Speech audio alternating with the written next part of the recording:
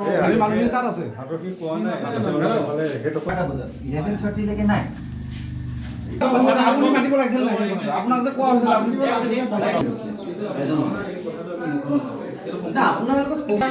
সমস্যাটো আপোনালোকে সৃষ্টি কৰিছে, আমি নাই কৰা, কিন্তু সৃষ্টি কৰে এইটো স্যাৰ সমস্যা কিন্তু হ'বলৈ আছে নেকি মোক দেখাওক। এনেকুৱা নকৰিব, এইটো নকৰিব কিন্তু আপোনালোকে আমাৰ ৰাইজৰ কৰ্মচাৰী হয় নে নহয়? ৰাইজৰ গণতন্ত্ৰক আপোনালোকে মোবাইল দিলে নহ'ব, মোবাইল নাই। আপুনি কেনেকৈ কৰিব? ইয়াতে আপুনি কেনেকৈ মানুহ আছে?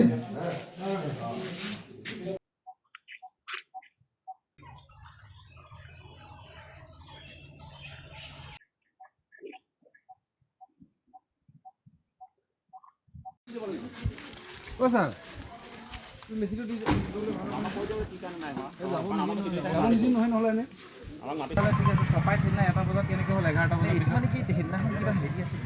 আজি মানে মূল ঘটনাটোৰ মূল কাৰণটো হ'ল আমি গম পোৱা মতে যে 6 গৰাকী মেম্বাৰক অশোক সিংহাল ডাঙৰীয়াই যিহেতু সকলো নিৰ্দলীয় এইবাৰ 6 গৰাকী মেম্বাৰক অশোক সিংহাল ডাঙৰীয়াই তেখেতৰ ঘৰলৈ মাতি লৈ গৈ পেলাই তাতে মানে তেওঁলোকক মানে বুজাবলৈ চালে যে এওঁলোকৰ মাজতে কোনোবা প্ৰেচিডেণ্ট হ'ব লাগে।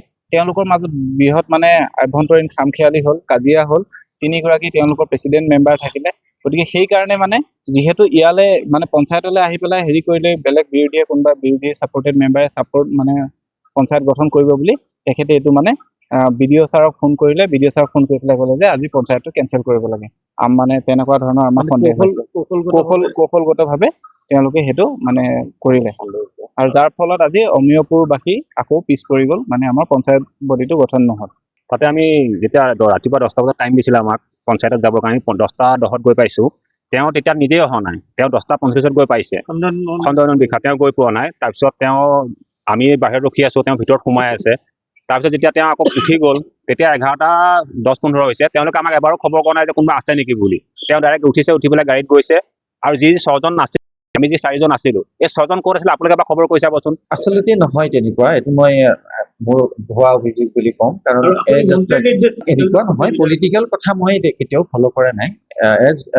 মই অথৰাইজ অফিচাৰ, মই যিটো মানে যিটো মোৰ মাইণ্ডে কৈছিলে বা যিটো মানে সেইটোৱেই মই কৈছোঁ। একচুৱেলি জুডিচিয়েল মাইণ্ডে মোক কৈছে যে এইটো যিহেতু কোনোবা এজন মানুহে আঞ্চলিক পঞ্চায়ত নাম উল্লেখ কৰা নাই, এইটো বৰচলা আঞ্চলিক পঞ্চায়ত নহয়, ঢেকীয়াজুলি আঞ্চলিক পঞ্চায়ত, তেনেকুৱা কিছুমান মানে আমি পাইছিলোঁ। সেইকাৰণে আমাৰ ডিচিশ্যনটো তেনেধৰণে নিদিছিলোঁ।